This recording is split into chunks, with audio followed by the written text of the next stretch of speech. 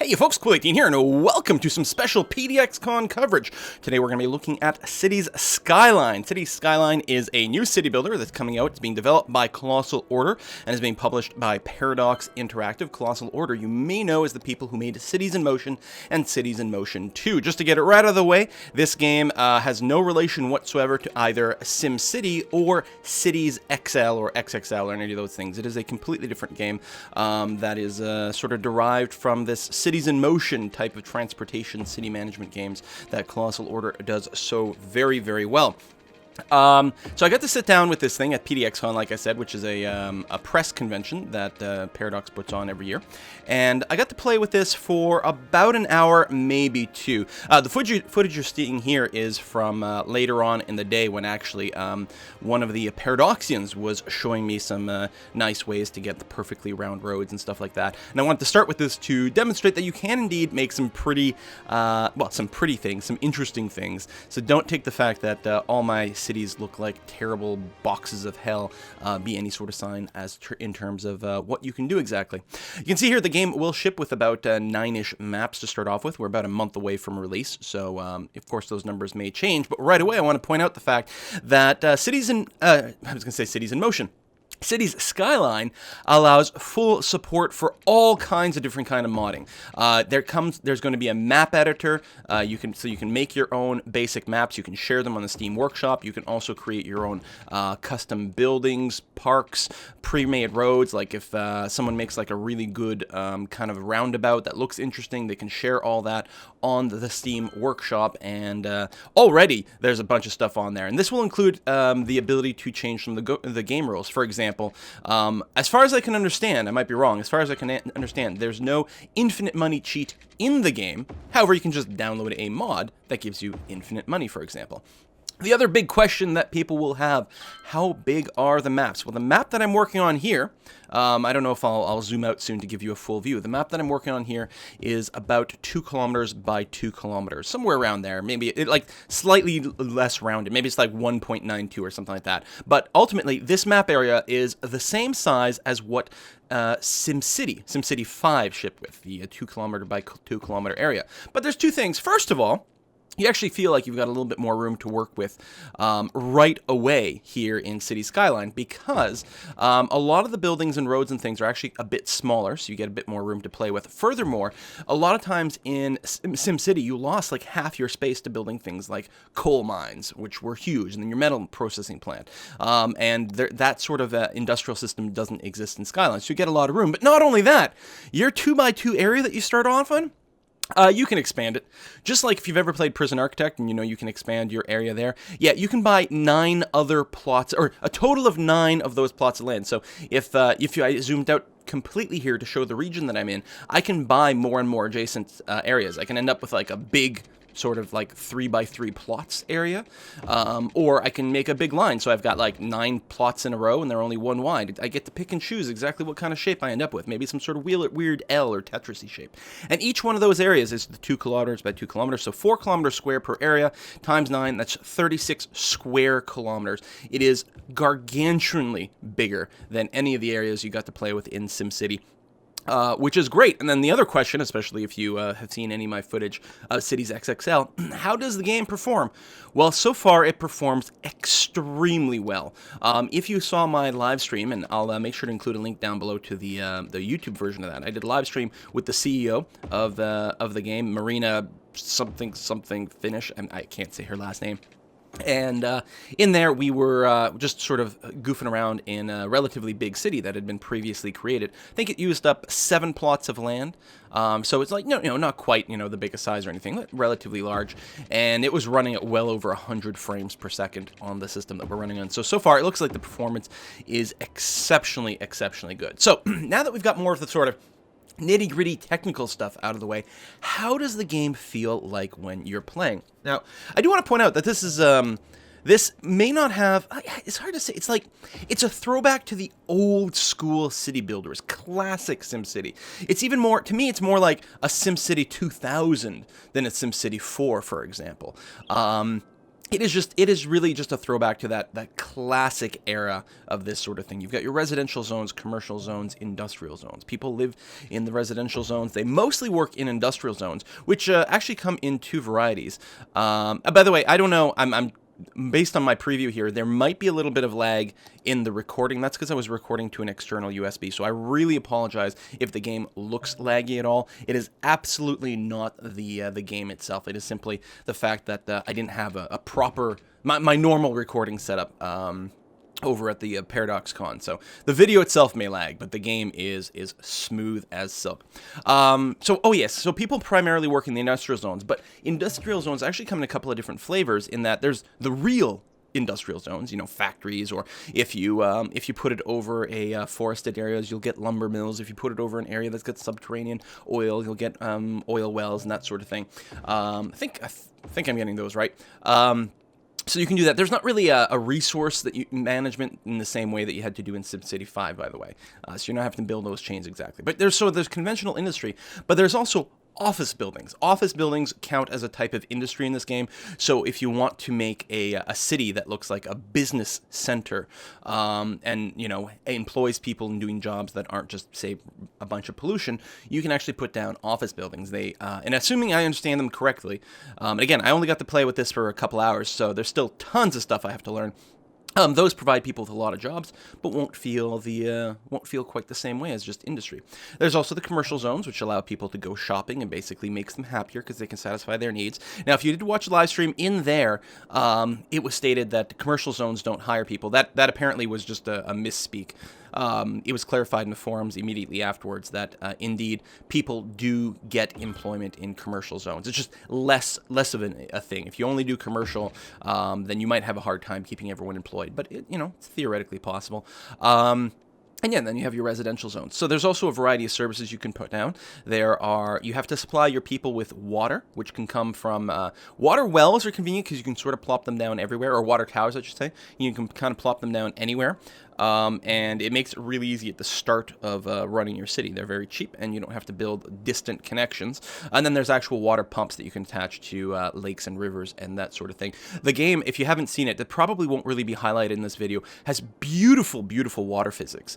Waterfalls, different depth of water that happens, and you can really see, if you look at the water, you can actually see how all the currents move, how they're faster in one area, slower somewhere else. It's really incredible. And it becomes really obvious when you include your sewage outflow pipe, because you can actually see in the screenshot or the video here at the top of the map, it turns the water dark to indicate that there is water pollution in this area. So you've got to make sure that your sewer pipe, for example, is downstream from your water intake, as an example. So water as a service, electricity is another service you have to run. Oh, with water, you do have to run pipes everywhere to provide actual water coverage to your citizens.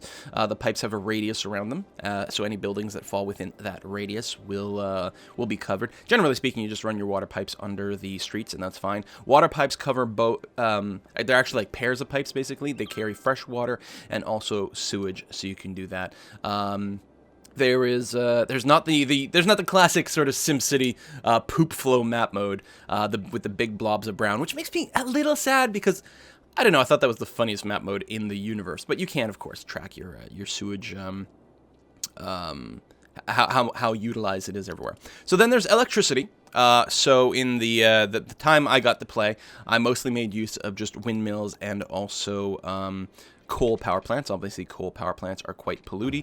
More expensive than windmills as well to start off with, but they do provide a lot more power. So ultimately, you get more bang for your buck out of coal power plants, but you do have to deal with the pollution. However, the windmills are not just free power, because windmills actually provide noise pollution. And outside of Dwarf Fortress, I don't know if I've ever seen noise pollution as a thing that gets monitored. There's no difference between air pollution and ground pollution in City Skyline, for example. It's just lumped together as one source of pollution, but noise pollution is a whole other thing. So some buildings, including industry, do generate a fair amount of noise pollution, but traffic does as well, especially big roads with high car speed generate a lot more noise pollution. So your citizens will be unhappy if they're exposed to that. What's really interesting, though, is they have some versions of the highway that have the sound barriers built in. So, like walls along sides of the roads that keep the noise down. Forests and park and trees and that sort of thing are a really good way to reduce not just regular pollution, but also noise pollution. The trees basically absorb the noise just by, providing some extra barriers. And that's exactly how it works in real life. Plenty of cities don't use the concrete walls as sound barriers, but actually just make sure to plant lots of trees and bushes along roadsides, and it really helps to keep the noise level down. So your windmills generate quite a bit of noise. Power tends to will flow automatically from building to building. So if you've got a continuous or contiguous set of buildings, the power will just flow between them because they've got, I don't know, I guess localized power lines. But roads do not carry power in and of themselves. So if you need to carry power a long distance, you do have to set up some actual power lines. As you can see in this map, I had to build a set of power lines to reach my my sewage outflow pipe. Which is one of the things with like adding costs. If you're trying to get your water on the shore and your sewage going, then not only do you have to build a long pipe to get out there, but you also need to build a bunch of power lines. Your city can make do without this sort of sewage processing for a little while, and with water towers, you actually don't have to build quite as many pipes to when you're just starting out either to reach the water, so it's a good way to save money. You saw there I had a pop-up, sort of an achievement for when the city reaches certain size. So in the base game mode, it actually, as a semi-tutorial, it sort of limits you in terms of what you can build right away. You can see plenty of buildings here are grayed out or blacked out in that they are not available to be built currently because my city is still quite small. If you do not like that, then again, there will be a mod. You basically just toggle on, which will unlock all the buildings right from the start. Same sort of thing that can give you unlimited money, for example. Speaking of mods, I forgot to mention this earlier. If you're not happy with the city size, if you don't like the fact that this game is already like 9 times bigger in terms of terrain than SimCity 5, while the game developers only support this current size. They say, we can guarantee that this size will work correctly on all the computers that meet the minimum requirements. It won't lag, it won't crash, no blue screens, everything like that. It's actually very, very, very easy to create a mod that basically gives you unlimited space to work in. Or at least lets you use the entire actual terrain of the world that you've got loaded in the map here. So you can actually end up with cities that are gargantuan. But the developers are like, There's probably a limit at which point your computer will burst into flames, and we don't know what that limit will be. I'm sure it will depend on the player. So they just made sure to package the game up in a way that it would work for everyone. But the modding of the city sizes is perfectly allowed, which is a beautiful thing. I think we can all agree. I don't like to do reviews, and I'm certainly not going to do a review of something that's pre-release, especially. I do think that this game is doing a lot of things very right. I don't know, maybe after playing it for 50 hours, it will still sort of be like, okay, I'm good enough, I'm kind of done now. Maybe some people will play for 1,000 hours. Maybe we'll play for 10 hours and be like, this just didn't do what I wanted exactly. But right now, I'm really, really getting quite good vibes from this. I think especially if you're someone who enjoys creation. While I actually did have quite a few false starts in these cities where I effectively went bankrupt and then I couldn't really build anymore. Generally speaking, it's not feeling like it's super hard to make a profitable city. Certainly there will be a massive amounts of challenge in terms of getting a very, very, very big city where everyone is actually happy and continues to go in. But so far, the risk of bankruptcy doesn't seem tremendously high, although I'm sure there will be difficulty mods as well, for example. But what it does allow you to do is make cities that I think are big and interesting. I love the fact that the maps will be so big, which will allow us to do things like have a bunch of small villages that are all interconnected. Not everyone wants to build a massive metropolis that is super, super dense, for example. And I think that's going to be really, really nice. I think the cities look good. Certainly, they did err on the side of sort of, simple, minimalistic graphics with some of the buildings. But to me, I really like this art style. Some people might prefer something different. I don't know, how moddable it'll be one way or another, but I think it looks extremely lovely to me. I find you can zoom in pretty well. And one of the things I like, and I think is going to work well with people who do like to just create and build, is actually one of the features that I've never seen before in a game, and it's like, why hasn't this been in the game before? You can create sort of regions in your city. I think that's what they actually call it. I think it's the region tool. And unfortunately, I think in this video, I may actually not show it off, and I feel terrible about that. Basically, you can paint down a neighborhood or something like that. You like define an area, you know, you just paint it. You like cover an area. You go, blah, blah, blah. This blob here, I'm gonna call this, you know, whatever. This is going to be a certain neighborhood, and it's just going to have a name, and the name shows up on the map. So right away, I was excited about that because I used to put down little signs and things in my SimCities to give the region personality.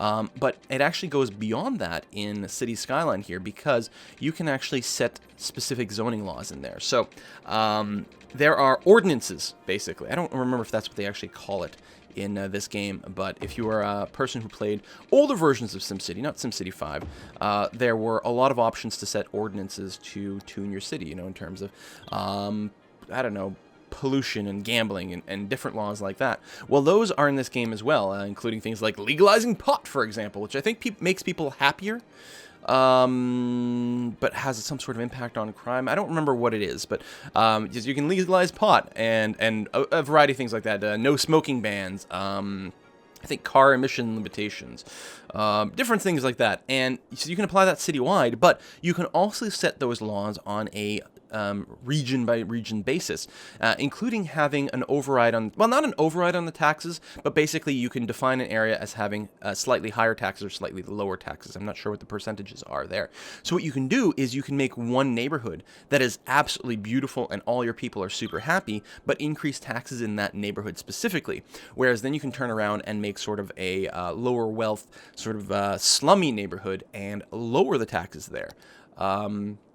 And that might be good, like you could have a neighborhood that's near your industrial area that provides a lot of workers. And yeah, people will be less happy there, but you can lower taxes there and make up for it by having other areas that are distant from all your industry that people love a lot, and then tax people a little bit more there. And so I like that a lot. I mean, there's the gamey sort of mechanics of setting different laws in different areas, but just the fact that you can have these neighborhoods with different personalities, I think will go a lot to satisfying people who like buildery kind of games.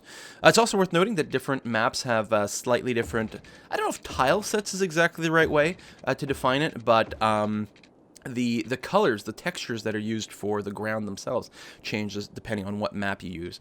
So there's some that have like extremely bright, vibrant grass, and others are a little bit more brown. And if you look at the trees, there'll be different trees in different zones. So you know, there'll be some that will have more evergreen trees. I think the ones with sort of the duller grass colors have more evergreens. It represents more of a northern sort of borderline, almost tundra kind of area. I don't know, someone from northern Canada, or maybe someone from Sweden, maybe that will seem more familiar there. And then there's other areas that are a little bit more green and lively that have more, what is it? Deciduous trees, right? The normal like leafy oak trees and things. So there's a little bit of room for variety. Some maps have rivers, some maps have lakes. Some maps, all the maps should ultimately have access to the outside region. So you do have to have a highway connection to the starting square. So if you make your own map, for example, you have to have a highway connection to the starting square, and that allows people to move in and out of the city, for example. But there's also the option of rail connections and boat connections, like sea freight connections, which I don't utilize in this video because I think I could have made a sea connection on the water here, but I would have needed to buy some extra city tiles to be able to reach the rail connection. But it existed somewhere on this map. I just don't know exactly where it is off the top of my head anymore. It's been a couple of days. Yeah, oh, and there's also airplanes. It's another way to get goods and people in and out of the city, as well as tourists. Tourists will come to your city. They can drive into the city, but they can also arrive by train, plane, and boat. If they arrive by train, plane, and boat, they will not have their own car, so they'll have to walk places or use public transportation. I realize I forgot to talk about the rest of the services. So in addition to the electricity and water, there you do have to handle garbage, which at the start will be a landfill, but you can also build incinerators, and I think there might be some sort of recycling factory as well, but I didn't quite get there. There's also healthcare, clinics, hospitals, that sort of thing that you have to do to deal with people who are sick, but you actually have to deal with death care as well. You have to build graveyards, for example, so that the dead Sims don't just pile up in their homes and make people unhappy. So it's an important part of the game, and I don't know, I like that a lot. There is fire departments, there is police, and you already saw, if you were attentive in this game here, I already had several buildings burned down earlier because they didn't have a fire department, so it's clearly going to be very important to have a fire department. From what I've seen so far, it doesn't look like fire spreads in a horribly catastrophic way. So you're not going to like lose half your city instantly if you forget to build a fire department for a while, but you will have a variety of buildings that burn down throughout your city and generally make people unhappy and force them to move out, which would be not good. There is schooling. So education comes in 3 levels. There's elementary school, high school, and college or university. I don't remember what they called it in this game. And the different buildings have different requirements for uneducated versus educated workers, and the more educated people are, generally speaking, the happier they are as well. And happiness increases the rate at which people come into the city, or at least also helps to stop them from leaving the city. For example, there's public transit that comes in a few different flavors. I only played around with the buses, and actually, I don't think this video will show that. The live stream video does. If you check the description down below, we look at the transportation a little bit. If you've played Cities in Motion 1 or 2, it's nowhere near as complicated as in that game. Basically, you set down a set of like bus stops, for example. You have to have a bus depot first. That's where the buses come from and get maintained. But then what you do is you set up a series of bus stops, and the game's actually pretty good in that by default, if you put down a bus stop, it'll actually start to build a bus route right away. So as you keep plopping down bus routes or bus stops, you'll see the route get built up. And at any point while you're doing that, you can always click on an existing bus stop to add it to the list, and that's important to do. For example, to just close the bus loop altogether. You don't have to set timetables or prices for your public transit. You do allocate different amounts of tax money. By default, all the tax, or sorry, not the taxes, the sort of spending on services.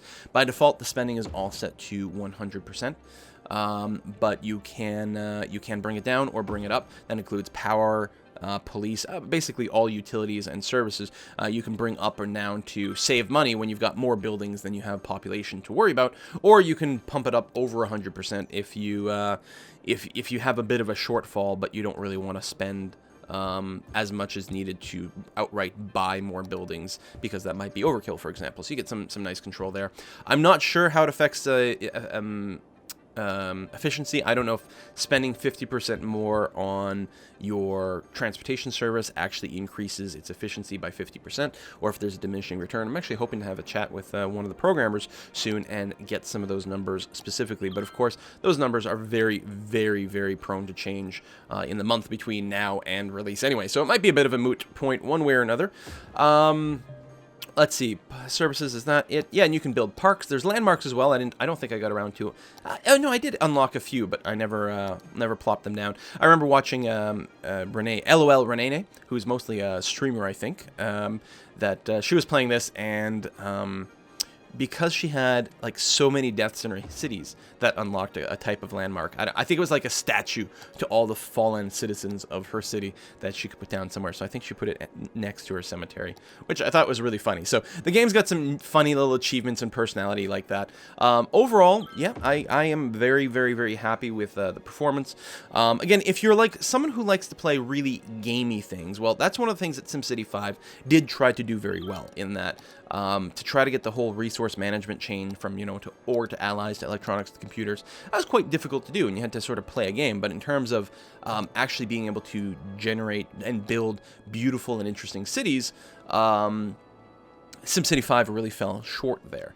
Cities XL actually had quite a bit of potential to do it, but it performed so horribly that it was not very pleasant to try to accomplish that at all. So far, it looks like Cities Skyline may be the one to let us do that. I'm very, very, very happy about the Steam Workshop support and the ability of the modding that can be done, because it'll really allow people to spend a lot of time making that much more interesting cities with various customized buildings and stuff. Apparently, when you put down your, say, your residential zones, you can choose which, what's the term they use? Which brush is used to apply there. So what you could do is just get like a bunch of Victorian-style buildings and be able to plop them down in an area and customize that. I don't know exactly how that's done. I didn't experiment with that feature. It was just something that was mentioned. So I'm anxious to see exactly if and how that works, for example, especially with modded stuff. So all sorts of these little tools that can really go a long way to making a visually interesting and a city that has some personality. I don't demonstrate it in this video, but you can put down elevated roads. I might be able to sneak in. I've got some extra footage somewhere I'm going to try. At the point you're watching this, you might actually see an overlay showing me building an elevated road. At release, there's not going to be tunnels because of time and just wanting the base game to be solid. They put tunnels on the back burner, but they have said that that will be introduced in a free patch / DLC relatively soon after the release. Tunnels is definitely something they feel need to be in the game. They just want to make sure that there was a game and that it was running well at release. I've also heard some of the stats say that this is one of Paradox's best pre-selling games everywhere. People have pre-ordered this game in droves, and while I never encourage pre-ordering because you never know what you're necessarily going to get, at the very least you should wait for some reviews, that sort of thing.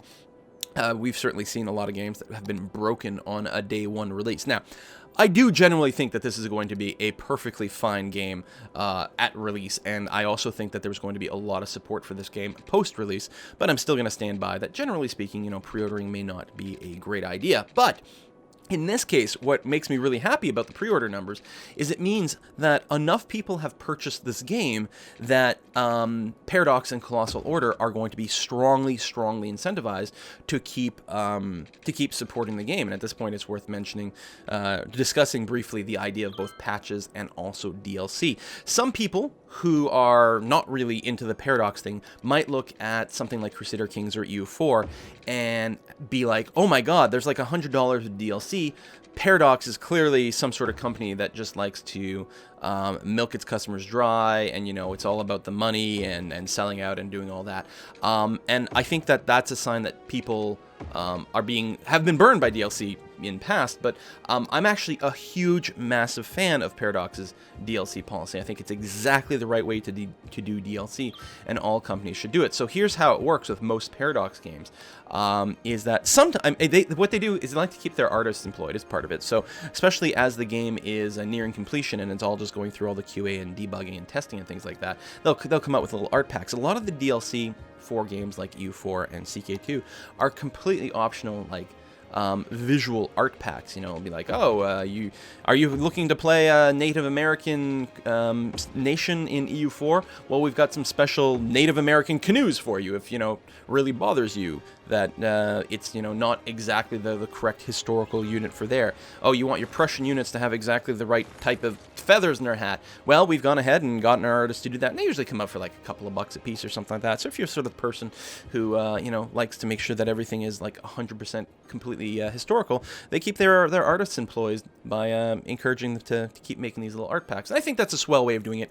And then there's the actual real content-wise DLC, which is a way for them to keep making the game. Like at this point, Crusader Kings 2 is 3 years old, and people still enjoy the game, so they're like, well, we still have some ideas for stuff that, you know, we wouldn't possibly have been able to put in the game at the start, but let's go ahead and do that. Some of these things are things that come up organically. New features. People, you know, like to play a certain way, and they're like, well, what if we added this kind of gameplay mechanic? Oh, it turns out that's really awesome. So they keep sort of developing the game with real content. All the Paradox DLC, I really feel is generally pretty good. Every now and again, there's one I'm less interested in. I know, ironically, it's often different from other people. Like, I don't care at all about the CK2 ruler creator.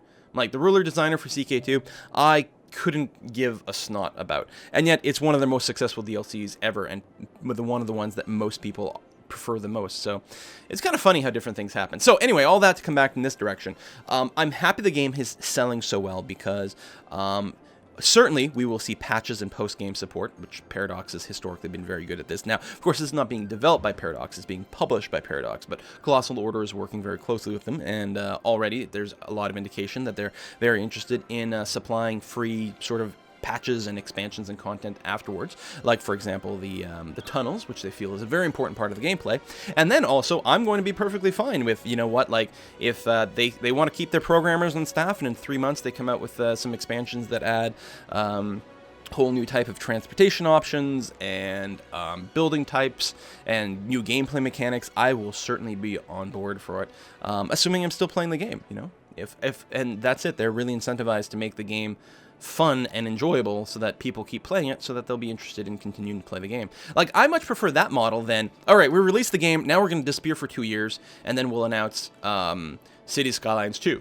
Like, I don't need a Cities Skyline 2. I want Cities Skyline 1 that comes out with mini expansions every 3 to 4 months. And I would be totally okay with that as long as they're decent. And of course, that's the thing, you know, how expensive DLC. Anyway, I didn't want to go on a big rant about DLC one way or another, but it's really funny. Some people are really think that the expansion system in Paradox games are good, and other people are like, they just see the DLC numbers and they think there's something sketchy going on. But it turns out it's like, I really think every company should just copy what Paradox does, because I think it's exactly the right model for this kind of content. So I'm really hoping that Colossal Order is going to be able to jump on the Paradox content train and do that, because it'll be good. So anyway, I think that basically brings me down to the end of everything I wanted to talk about this game. There's probably some features here or there that I've forgotten about. I love there's so many overlays in this game that give you real good information. You can see the pollution and the noise pollution there a little bit.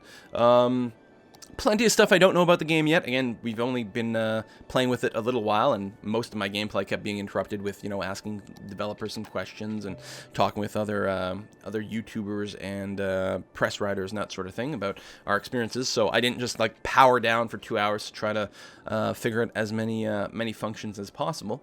But yeah, overall, I'm very interested in this title, and I can guarantee you that the moment I get a key for this game, I will be starting to do a Let's Play. There's no doubt about it. I like builder games, I like city games, and certainly a lot of people want to know if this one is actually good, if it's actually the game that we're looking for, if it's the game that we deserve, and I don't know. I mean, obviously it'll always depend by people. But right now, I can tell you, by far, this is the game that I am absolutely the most excited for out of anything. Not just Paradox, but every game releasing this year. I think this is the one I'm absolutely the most hyped about, even more than something like Hearts of Iron 4, for example. So that should be quite telling. See you next time, folks. Bye-bye.